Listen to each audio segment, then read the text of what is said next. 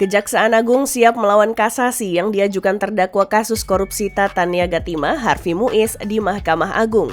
Kepala Pusat Penerangan Hukum Kejagung Harley Siregar mengatakan, jaksa penuntut umum kini tengah menyiapkan kontra memori kasasi untuk melawan pemohon kasasi terdakwa Harvey Muiz jika memang benar diajukan di MA.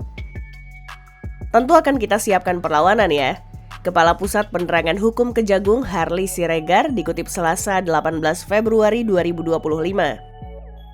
Harley mengaku tidak mempermasalahkan jika terdakwa Harvey Muiz mengajukan kasasi karena tidak terima divonis penjara selama 20 tahun oleh Pengadilan Tinggi DKI Jakarta. Menurutnya, seorang terdakwa memiliki hak untuk mengajukan kasasi sebagai upaya perlawanannya. Kita hormati itu dan memang itu kan hak yang bersangkutan. Kepala Pusat Penerangan Hukum Kejagung Harley Siregar. Sebelumnya kubu terdakwa korupsi kasus timah Harvey Muiz tidak terima divonis 20 tahun penjara di tingkat banding. Pengadilan Tinggi DKI Jakarta diketahui memperberat hukuman terdakwa Harvey Muiz dari sebelumnya 6,5 tahun penjara pada pengadilan tingkat pertama menjadi 20 tahun. Kuasa hukum Harvey Muiz, Junaedi Saibih, mengkritik putusan itu. Menurutnya, keputusan Pengadilan Tinggi DKI Jakarta menandakan wafatnya rule of law di Indonesia.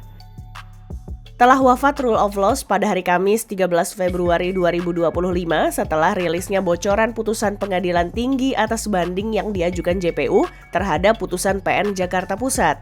Kuasa hukum Harvey Muiz, Junaedi Saibih, dikutip Jumat 14 Februari 2025. Junaedi menambahkan prinsip dan rasio hukum tidak boleh kalah oleh pertimbangan populisme yang membabi buta. Menurutnya, pengadilan tidak dapat membuktikan klaim kerugian senilai 300 triliun rupiah termasuk tidak ada temuan suap dan gratifikasi.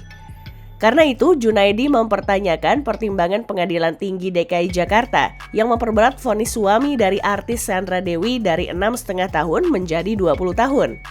Selain Harvey, PT Jakarta juga memperberat hukuman Crazy Rich Pig, Helena Lim, menjadi 10 tahun dalam kasus yang sama. Hukuman penjara itu meningkat 2 kali lipat dibandingkan dengan vonis sebelumnya dari Hakim PN Tipikor sebesar 5 tahun dan denda 750 juta rupiah.